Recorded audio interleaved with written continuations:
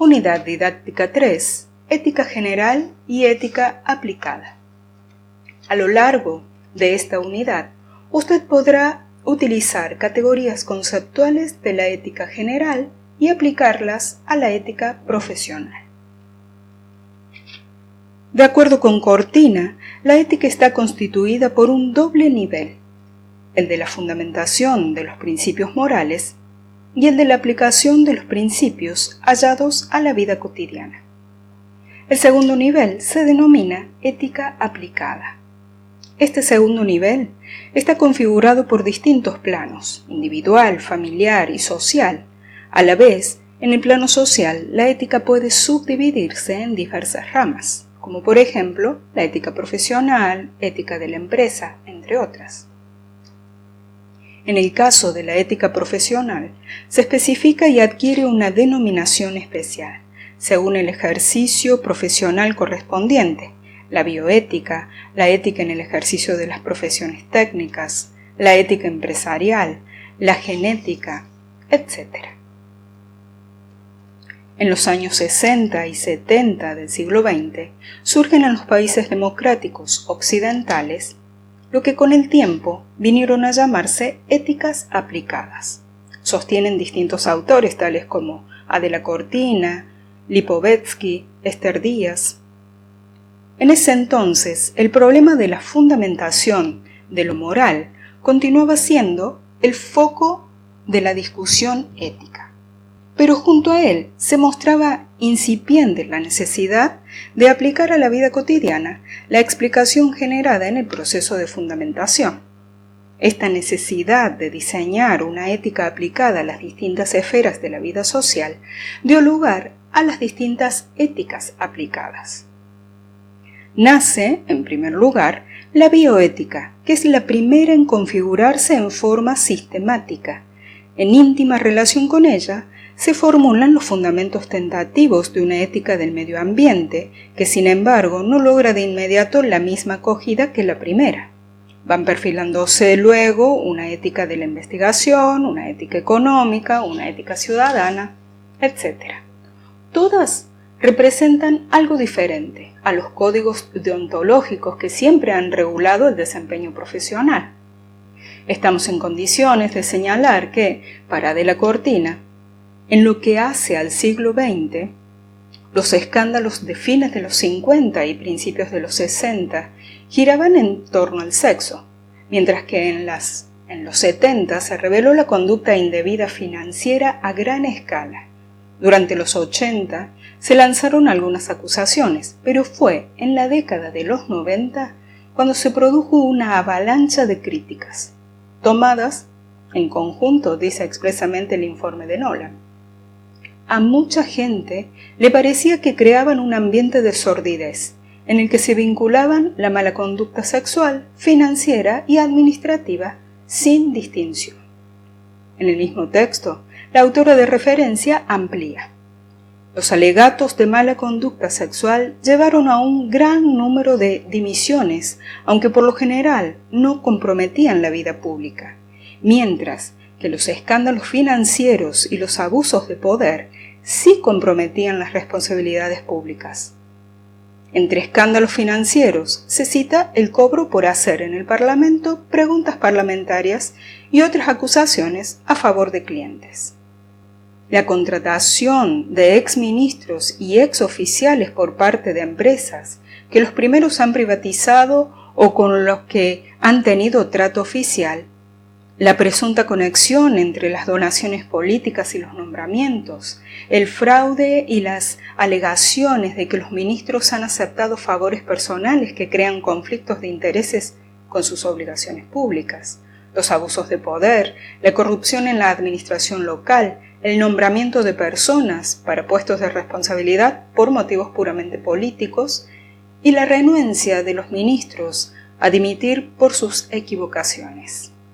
También, Esther Díaz señala: en Wall Street, luego del crash de los 80, se abrieron oficinas de ética para orientar la moral de los inversores. La cultura del dinero le ha dejado paso a la ética de los negocios.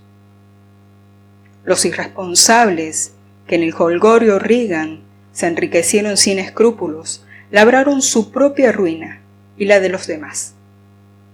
Como vemos, las autoras señalan acontecimientos históricos semejantes en el contexto en el que surgen las éticas aplicadas. Actualmente hay como una suerte de resurgimiento, una nueva valoración de la ética. Se plantea que está por encima de la ciencia y debe guiarla en su capacidad de servir a la humanización del hombre en particular y de la sociedad en general. De manera recurrente, distintos autores se preguntan, ¿por qué ahora esa presencia de la ética? ¿Para qué nos preocupa? ¿Por qué esa intención de aproximarse a ella desde los diferentes ámbitos de la vida?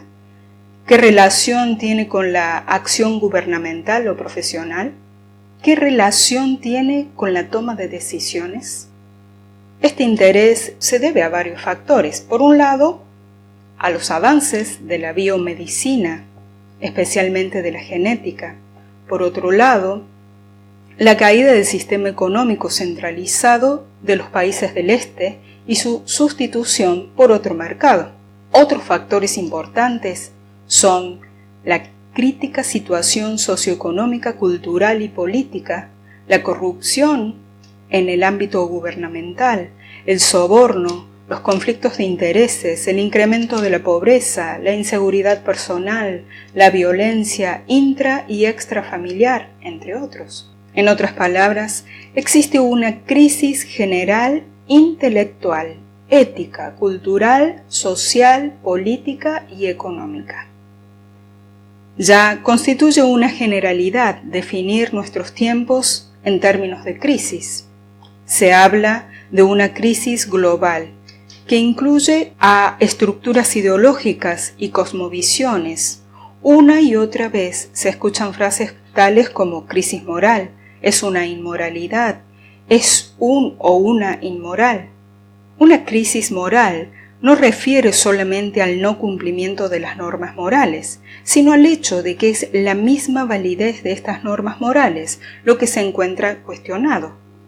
Observamos en nuestras sociedades que el individualismo crece y también aumenta la convicción de la necesaria solidaridad. La violencia cotidiana e irracional hace multiplicar los movimientos por la paz. De acuerdo con Esther Díaz, en el mundo contemporáneo, el desencanto político cohabita con la reafirmación de las democracias, el culto del individualismo con la participación social, el rechazo de los deberes altruistas con nuevas formas de solidaridad. También termina una época de deberes absolutos y se inicia otra de sentimientos autogestionados. Además, analistas argentinos sostienen que a partir de la crisis del Estado benefactor, acontecida a partir de la década de los 80, lo estatal comenzó a vaciarse de contenido moral y se ausentó de la asistencia social. Este nuevo estado de cosas posibilitó el accionar de iniciativas particulares surgidas de la sociedad civil. La experiencia, los medios de comunicación y la historia de la reflexión ética nos muestran cómo la corrupción social se agudizó desde los años 90 y la actividad profesional no escapa a la cuestión. En esa historia distinguimos cambios en el modo de entender lo que es una profesión y lo que es correcto en la actividad profesional desde el punto de vista ético. En nuestros días asistimos a ciertos descréditos en torno a la noción misma de profesión y de ética profesional. Sin embargo, intentaremos, con el tratamiento de este tema, encontrar la esperanza de una ética profesional en el sentido que le da Emilio Márquez Navarro, quien expresa: en cualquier profesión que merezca ese nombre, hay dos polos complementarios: lo que mueve al profesional y lo que legítimamente demanda la comunidad a los profesionales. La ética de la profesión orienta los comportamientos de la persona en ambos aspectos, pero no ha de ser nunca moralina ni adorno, sino más bien la entraña misma de la actividad profesional como compromiso de la persona con su propio proyecto vital y como la base de la confianza que la sociedad deposita en el trabajo de quienes son considerados profesionales, esto es, ciudadanos con una especial responsabilidad en la comunidad. A tal efecto, primero compartiremos una breve reseña sobre la historia de las profesiones. En segundo lugar, conversaremos sobre el sentido de la profesión, entendiendo que esta es una actividad con fines internos. Posteriormente analizaremos las excelencias necesarias para lograr los fines. Finalmente, discutiremos la profesión como una actividad comunitaria para tomar conciencia de que las profesiones forman parte de la sociedad civil. Estudiosos sobre el tema afirman que las profesiones son instituciones sociales históricamente constituidas y que los términos profesión y profesional designan conceptos relativamente recientes. Durante la Edad Media existían las llamadas profesiones liberales, categoría que incluye las profesiones de la medicina, el derecho y el sacerdocio que han previvido hasta el presente. Estas tres profesiones comparten un rasgo diferenciador. Eran profesiones cultas, en contraste con las profesiones artesanales o gremiales. Las primeras asistían a las élites, las segundas a los pobres. El conocimiento técnico aparece ya como el rasgo distintivo de las ocupaciones profesionales en este primer periodo de profesiones estamentales. Dos fueron los sucesos históricos que alteraron este orden medieval: las revoluciones francesa e industrial. El auge de las clases medias en el mundo occidental a lo largo del siglo XIX eliminó en parte el acceso por nacimiento o patronazgo a las profesiones aprendidas, estableciéndose un sistema meritocrático de reclutamiento. Distintos autores atribuyen el nacimiento de las profesiones en sentido moderno a la revolución industrial. El desarrollo del capitalismo fabril favoreció el crecimiento progresivo de los profesionales comunes a expensas de los profesionales cultos de la Edad Media.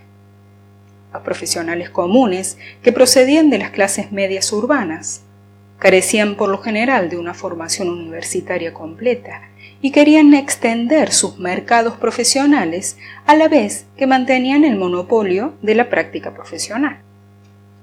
Dos características más importantes de las profesiones modernas, llamadas también de mercado, aparecen ya a finales del siglo XIX.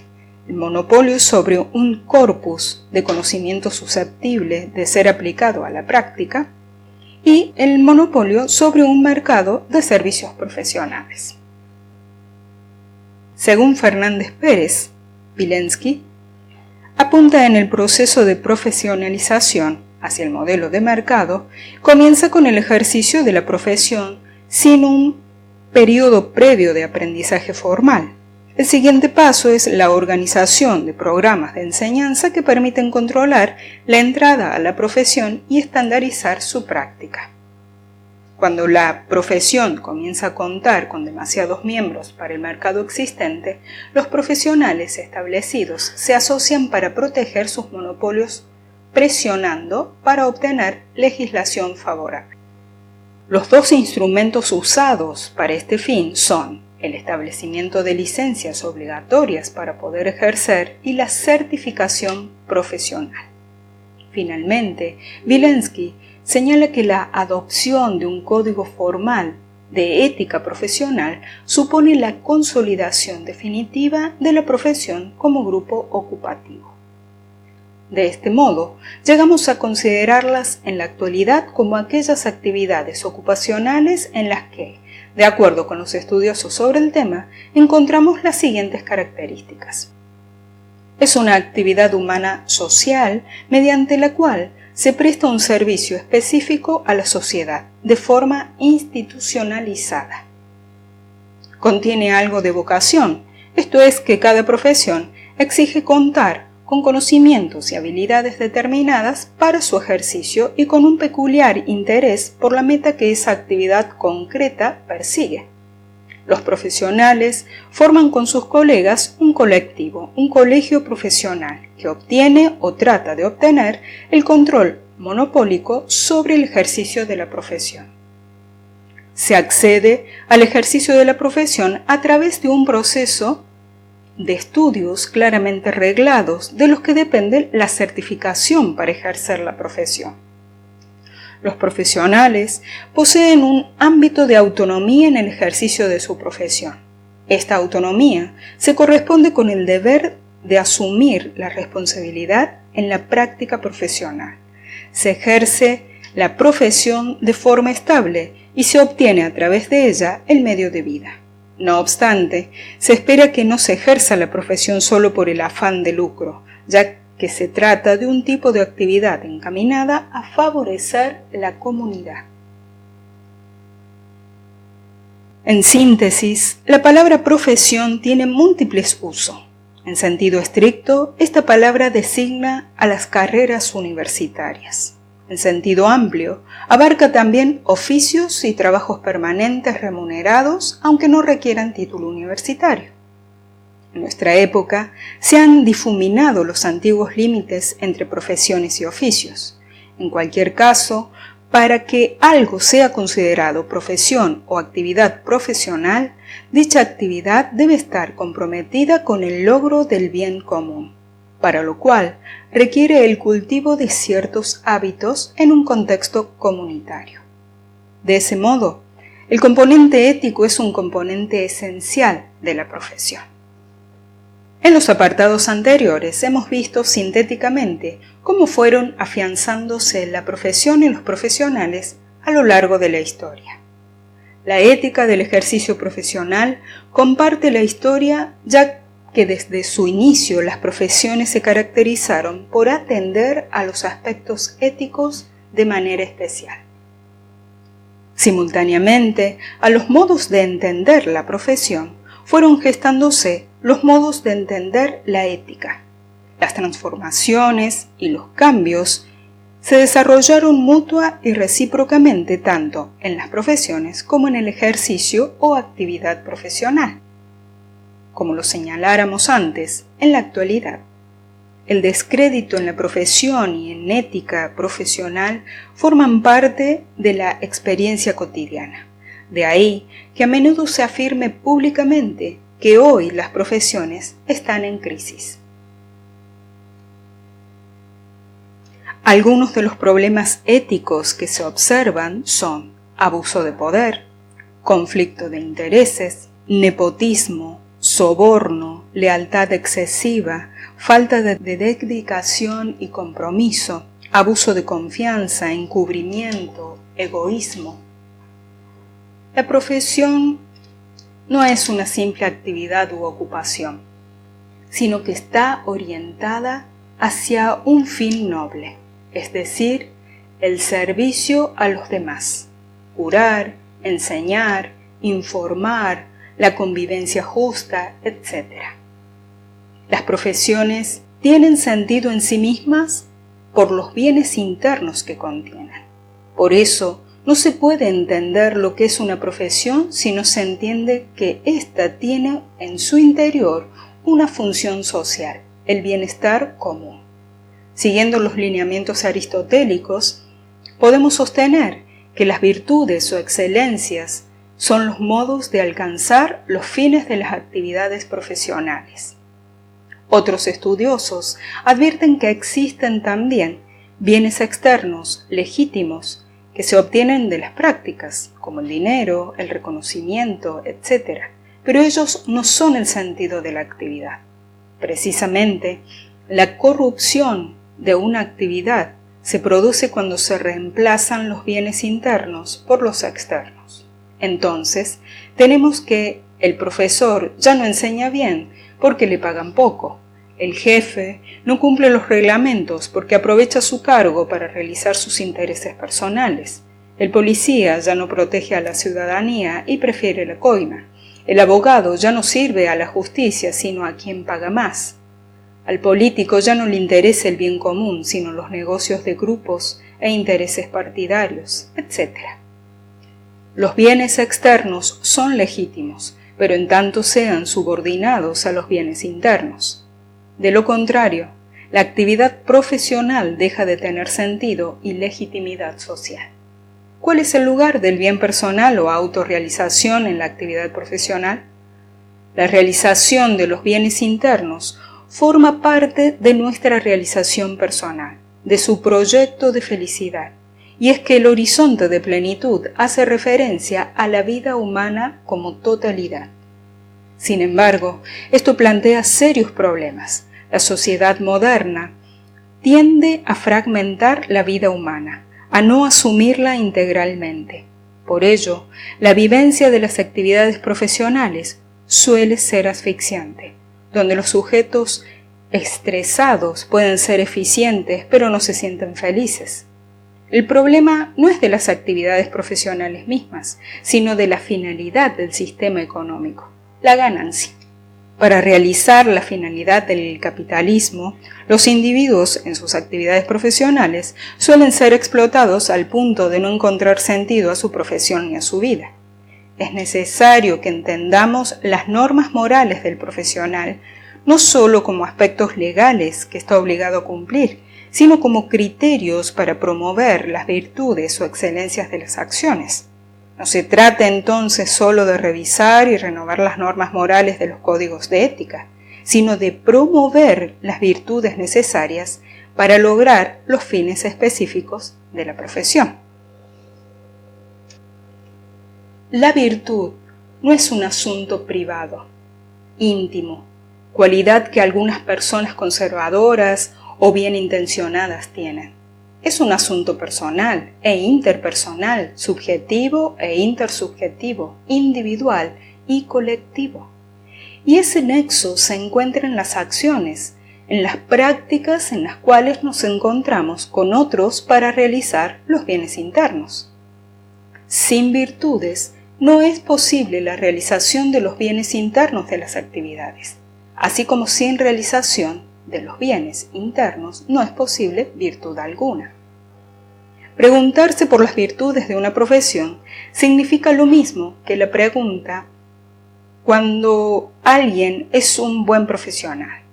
No son dos cosas distintas. Alguien es buen profesional cuando realiza con destreza y responsabilidad la finalidad de su actividad. Por ejemplo, alguien es un buen profesor cuando realiza el bien interno, el cual es educar. No es un buen profesor aquel que maltrata a los alumnos física o psicológicamente, si impone su criterio de autoridad, si no sabe llegar a los alumnos, etc. Sin embargo, no siempre todas las profesiones requieren de las mismas virtudes. A veces perdemos de vista el fin que perseguimos, y cuando lo tenemos en cuenta, tendemos a diferenciarlos de las virtudes y creemos que éstas son simples medios. Pero las virtudes no son simples medios para lograr algo. La práctica de las virtudes implica ya la realización de la finalidad de la profesión. El fin de una profesión no es algo subjetivo y alejado en un futuro incierto, sino que está contenido en la práctica correcta de la profesión. Las profesiones son expresiones de la actividad humana cooperativa, es decir, las prácticas profesionales son comunitarias. Esto por lo menos en 3 sentidos. En primer lugar, porque el profesional comparte con otros profesionales un lenguaje común, un método y hasta un modo de ser. La transmisión y la renovación del saber especializado se realizan dentro de comunidades profesionales. En segundo lugar, la comunidad profesional se convierte en el referente del individuo profesional, porque le da identidad y pertenencia. Este aspecto no es poca cosa, sino que tiene que ver con la identidad de una persona. Pues así como tenemos identidad religiosa, nacional, política, también tenemos identidad profesional. Y en tercer lugar, porque la comunidad de profesionales hace suya la tarea de realizar la finalidad de dicha práctica. En otras palabras, las profesiones sirven a la sociedad para realizar bienes específicos, pero lo hacen de forma institucionalizada. Por ello, los profesionales forman corporaciones, colegios profesionales. Esto tiene ventajas y desventajas. Los colegios profesionales sirven para autorizar y fiscalizar la práctica profesional, procurando que llegue a dar un servicio de calidad. Además, vigilan que dicha actividad sea ejercida por personas que hayan pasado por un previo periodo de formación, especialmente si son actividades con gran responsabilidad social. Por ello es que los colegios profesionales son la instancia que autoriza el ejercicio profesional. Sin embargo, este sentido de solidaridad puede corromperse en corporativismo, que se manifiesta en el encubrimiento de las actividades ilícitas cometidas por los profesionales.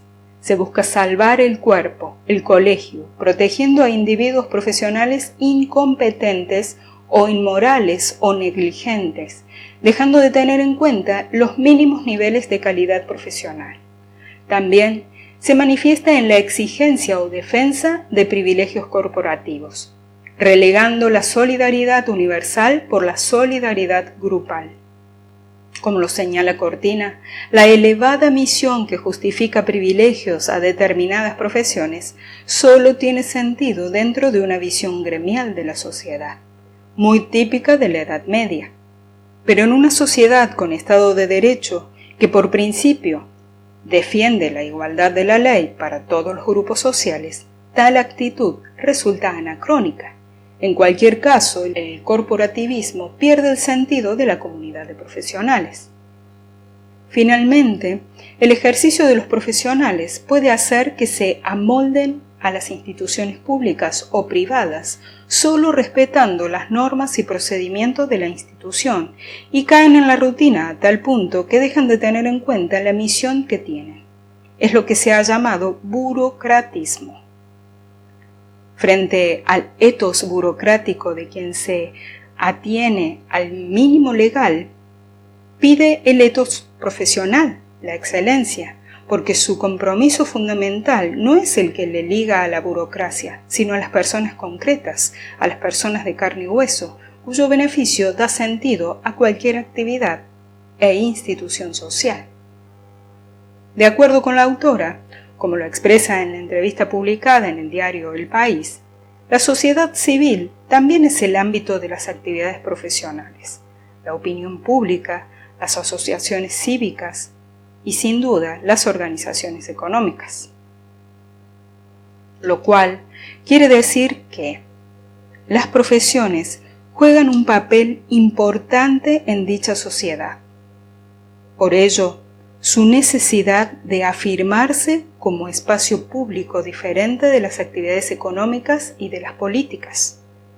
Tan importante es el espacio profesional en la sociedad civil que sin ella ninguna actividad política y empresarial podría realizar sus actividades con óptimos resultados.